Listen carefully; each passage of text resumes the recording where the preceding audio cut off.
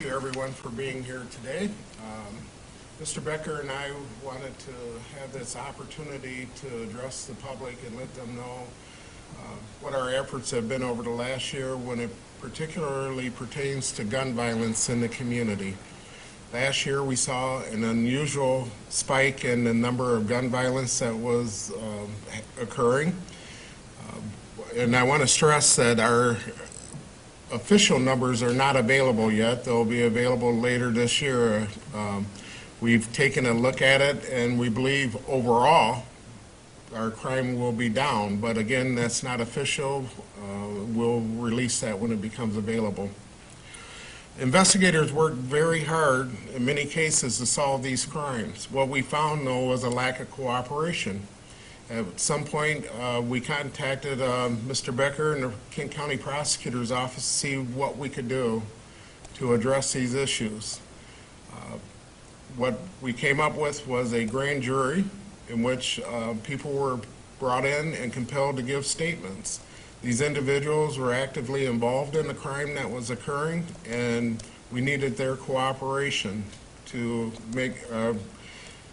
address the issues that were going on. Mr. Becker will have a rundown of some of the cases that they were able to solve or he was able to prosecute with this process. I just want to remind the public it is the Grand Rapids Police Department commitment to address these violent crimes when they occur. We will use all of our partners and resources that are available, and we are committed to having a safe community, which I believe we do have a safe community. However, this was concerning to us, and this is how we addressed it. Mr. Becker?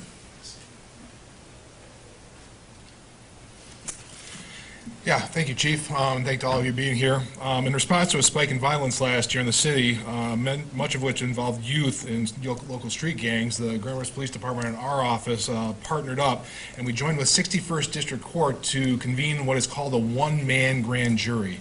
A one-man grand jury is a statutory creation. MCLA 767.3 essentially gives the ability to the prosecutor to issue subpoenas, bring people in to testify in front of a judge, much like a grand jury, but this is just a one-man grand jury. Judge David Buter with the 61st District Court was a judge who'd been working with us in that grand jury process.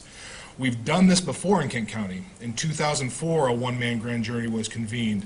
Very similar circumstances. There was a number of shootings. In actually 2004, there was a couple of homicides, and something needed to be done. Much like the chief said, we felt something needed to be done to the uptick in violence that we saw this year. And we decided the one-man grand jury process was a little bit more appropriate, given the youth, given the number of shootings, given all the circumstances surrounding what was going on in the city at that point in time. Much like a normal grand jury, it gives the ability for these people to testify under the guise of confidentiality while the investigation is going on. So what has resulted to this date, the one-man grand jury, and you have a list, has resulted in 13 individual indictments, around 36 separate felony charges out of this. They range from assault with intent to murder, perjury, gang violence charges as well. Through the investigation as well, there's been about 10 firearms recovered off the streets. Those 10 firearms were sent to the Michigan State Police Crime Lab. Experts at the Michigan State Police Crime Lab analyzed those guns. They were traced to 15 different house shootings and other shootings involved in the city. Some of those guns were used multiple times. Some of those houses were shot multiple times. All of them involved these warring factions, if you will, going after one another back and forth. Some of the more notable instances that you will find, I want to make sure I get them right. August 28th, 2019, the biggest one probably as everyone's familiar with is the shooting outside Union High School. Union High School, right about the time it was let out, 3 teens were shot in a vehicle. None of them were Union High students, but very few witnesses wanted to testify, none of the victims wanted to cooperate, as the chief was saying. So through the grand jury process, we were able to charge Daniel Torres with assault with intent to murder. He's one of the main actors involved in that instance. On September 30, 2019, shots were fired on Jeanette Avenue at 4 youths walking along the street. One girl was actually shot in the face, received a pretty substantial facial wound. Armando Torres and Ryan Martinez were charged with assault murder amongst with other charges, felony charges related to that incident. Finally, another incident that caught quite a bit of attention on July 6th, there was a shooting at the Fish Ladder right around the fireworks, right about the time the fireworks were going off for 4th of July celebrations. Out of that, Raymond Barios has been charged with the crime of murder for what occurred there. That one was not part of the grand jury process. That was actually an investigative subpoena. That is something we traditionally use, but going to the chief's point, we use any means necessary to try and solve these crimes, especially given the nature. So that was an investigative subpoena that was used, very similar to grand jury, except the judge is not involved. So through all this, I'd like to thank the chief. As he was saying, people were not cooperating. This is a labor-intensive process. It's labor-intensive for our office. It's labor-intensive for the police department to serve these subpoenas, to write the petition. It takes up a lot of court time. These are not something that are over in 10, 15 minutes. They could be an hour, 2 hour, even longer in terms of having these people interviewed. Tremendous thanks goes out to the 61st District Court as well. They've donated a judge. It's not like they have a light docket over there. Judge Buter's been tremendously helpful, and his staff has been tremendously engaged in this process because they want to do something to make this city safe as well. Much has been done, but much more needs to be done. This is just a sampling. We plan on, under the statute, we can have a grand jury for 6 months. We can petition for another 6 months. At this point in time, this is our plan to do that, is to seek some of these other crimes that are out there. Kind of going off my script now, I think also, I think through the chief and conversing with him, I think this is maybe hopefully a call to action. This is something we don't want to have happen next summer. So I think we'll be reaching out to our community partners to try and what can be done. We're somewhat reactive. We're reactive in filing charges and dealing with these cases after they've happened, but what can be done to maybe stop this in the summer or stop it from happening at all, but summer is usually when we get our normal tick of violence. And so I think we need to reach out and really look at what can be done to prevent that in this upcoming summer. So I appreciate the chief and all his work in this area and the Grand Rapids Police Department. So I think he wants to say a few more.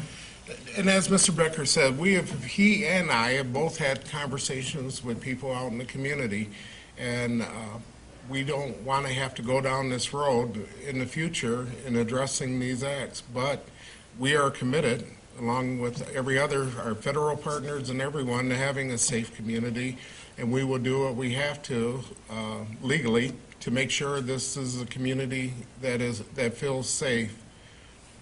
At that, we'll open up to questions. The lack of cooperation from the community, do you get a sense from talking to detectives, is it because they don't trust police? Is it because they fear retribution by the people that committed the acts? Is it a code of ethics that these people are operating on? Do you get a sense of why the lack of cooperation from witnesses?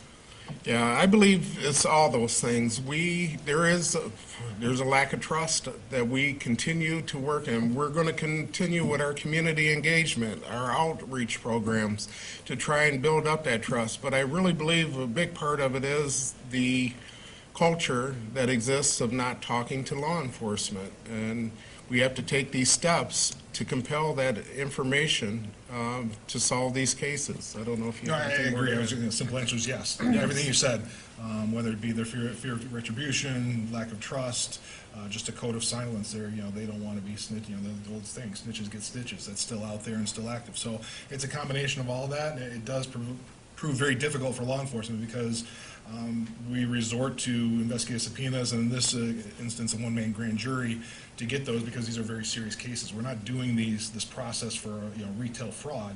It's shootings, murders, and violent crimes.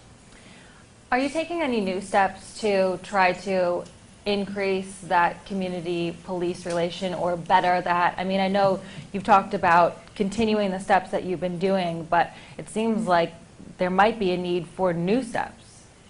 Correct, and we're always looking for ways of partnering with community. Something that recently has come about is silence the violence. Now, I want to silence the violence, but I don't want to silence those that are involved in it, otherwise we end up in these grand juries. But this group is a grassroots organization that we've had discussions with, and they're looking to work with youth, primarily through the NAAC Youth Council, which we're actively involved with. So we're always looking for other initiatives, but we have a tremendous amount of initiatives already. Our On Base program, our Boys and Girls Club. We will continue with those opportunities, but when new ones become known to us, or if we're able to come up with them, we will launch those. Okay. 13 names, 14 names, 13 with the one-man jury, and then the 14th from Mr. Barios. Is there an age range? Are these all considered youth or up to 18? Or? Yeah, that's pretty much, 18, and, 17 to 24 is probably, the typical. I don't have exact ages for each one of them, but they're in the wheelhouse of the, younger, youthful. I consider youthful up to 25. Would you say that all of them are related to somewhat this gang violence back and forth, or just some of them are? Yeah, they're pretty much all. I mean, if you look at them, this was, they're all somehow tied into feuding between, gangs, very different gangs. They're not all the same. It's all different, different combinations, but yeah. And what kind of gangs are we talking about? Your typical, TMG, Latin Kings, Mexican Mob. There's obviously a lot of Latino names on there, but there's also a group called the Playboys. It's all over the board. And it's been over a decade since we've convened a grand jury of this sort in Kent County. Is it a difficult process, and is this something that you're looking at if we have a similar situation in the community where people continue to not speak out, that you are willing to go about in the future again? Yeah, sure. Obviously, like you said, we're going to look at anything that will help the process. The unique aspect of this, we've done investigative subpoenas for the most part for many years. The one-man grand jury, just given the breadth of the different, there's shootings impacting all kinds of different neighborhoods. There is all kinds of different people, but they're all related. Very often an investigative subpoena is used, okay, we have a murder, like the one at the fish ladder. Okay, here's a murder, we can look at this. This was much more. There's a lot more different shootings and different things, so we thought a one-man grand jury was more appropriate, dealing with the number and players and the whole situation. So, and these incidents were occurring throughout the city. It wasn't just isolated in one particular area of the city. So this approach, I thought, was very effective. It's unfortunate we had to get to this point of doing that to compel the testimony, but again, if that's what it takes to stop this violence, we're looking to do it. And Chief, I noticed a lot of these charges are perjury charges. Does this help to get the message out there that you're not going to come in here in our investigation and say nothing or lie to us, that we are going to create an environment where you need to be involved in this process? That is correct. We want people to cooperate. I believe it's unfortunate we have to get to the point of filing criminal charges, and maybe Mr. Becker can speak to that specifically. These incidents are occurring. We need people to cooperate. and yeah, to some extent, the perjury is somewhat of a last-ditch effort, whether it be the investigative subpoena. They're read their rights in the investigative subpoena, and at the end of an investigative subpoena, they're told, okay, this is your last chance, kind of a fail-safe. This is your last chance. If there's anything you told me right now that was not the truth, you can come clean now and avoid this.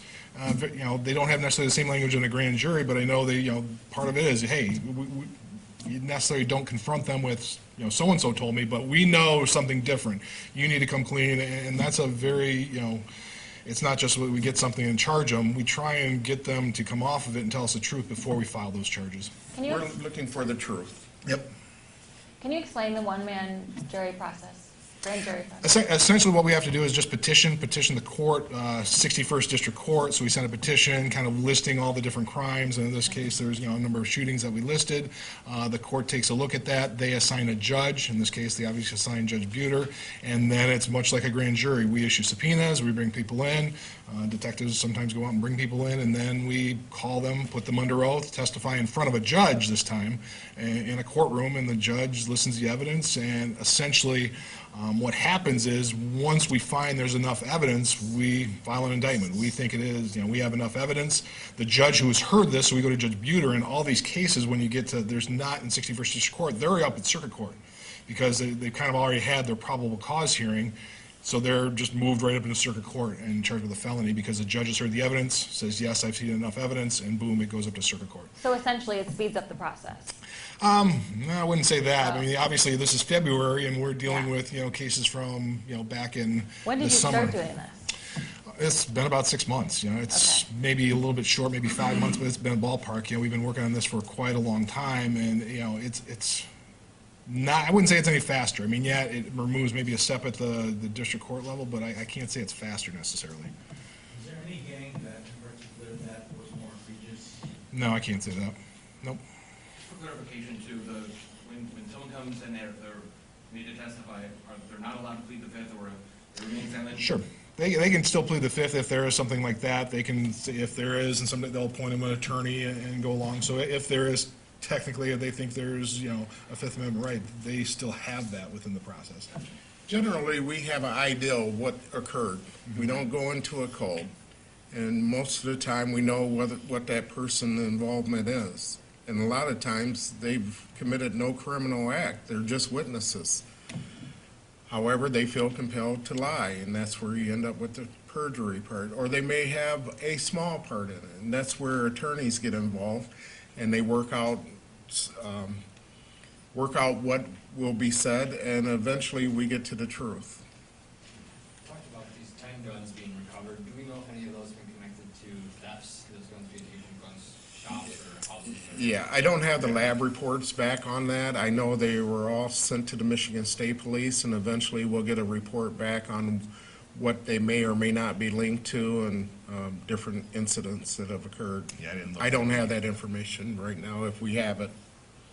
Mr. Barios was charged with the most serious crime of open murder here. Do you know when he was arraigned or? He has not been. He's still at large. Anybody else here that's still at large, or most of these? Most of them have been, they're already up in circuit court. I don't, right off the top of my head, I don't think there's anybody still, there may be one. And we'll ask the public if they know where Mr. Barrios is, please let us know. Are you anticipating a similar summer to last summer, or are you guys get a feel of the activity somewhat, but are you anticipating more activity, less? It's hard to anticipate that. What I want the community to know is that we are committed to having a safe community, and we hope that we do not have a repeat of last year. Eventually, sometime later in the spring, Mr. Becker and I have talked to other community people. I'd like to have something similar to this to address leading into the summer months. That's when we generally have an uptick in these type of incidents, to let the community know that it's not acceptable, it will not be tolerated, and hopefully we don't have to go down this road again. Yeah, and I echo that. I really hope not. Like he said, I've had a discussion with Bo Torres, the executive director at the Hispanic Center, and he's fully supportive of trying to get programming. What can we do proactively for these, African American or Latino youth to prevent this, from get them out of this cycle of violence? So we've already started those discussions. I think both of us will be engaged more with community partners and trying to, call to action what can be done so we don't have another summer like this. Yeah, Pastor Jerry Bishop, I've talked to him about we've had, and others, so we've had those conversations, hopefully leading up to where we'll have a safe summer. Is there any indication of the reason for the uptick last summer? Have you learned anything? Other than stupid, really stupid kids things. I mean, it's, there's no great, reason for these guys to No one knew came in. fights over Yeah, no one got girls, released. fights over people said something. It's just, really, I can't think if there's any good reason to resort to violence, but, in terms of resorting to violence, there's nothing extraordinary, just stupid things that escalate. Okay. Last question, folks. So 13 indictments, how many people were brought to the one-man grand jury? All of them on that list except for Mr. Barrios. So all those that you have I'm the list. sorry, in total. So did you indict everyone that No, you the brought? witnesses, how many people we brought in, I don't know Yeah. that. We didn't keep track of exactly how many people testified. Roughly, 100, probably 100 people, I would guess, because this is, it wasn't just these 13, yeah. and why hold this press conference today? What's the reason? You could have done all these indictments and carried on with your business. Why make it public? Why make this statement here? I think we've kind of hit a point where we kind of had the final up the indictments. The union high school one was kind of final up within the last couple of weeks, and we wanted to say, hey, we're doing something, and kind of a good call to action, given February, looking ahead to summer. We thought this would be a good point to maybe address this. Well, much was made about the violence that was occurring. It was all over the media. So this is what we are committed to do to make sure we don't have a repeat of this summer. So I think it was timely that the citizens of Grand Rapids know that we are committed to keeping this a safe community. So that's the reason we're having a press conference, as it was reported of all the violence. It's important to let citizens know it's not acceptable. Thank you.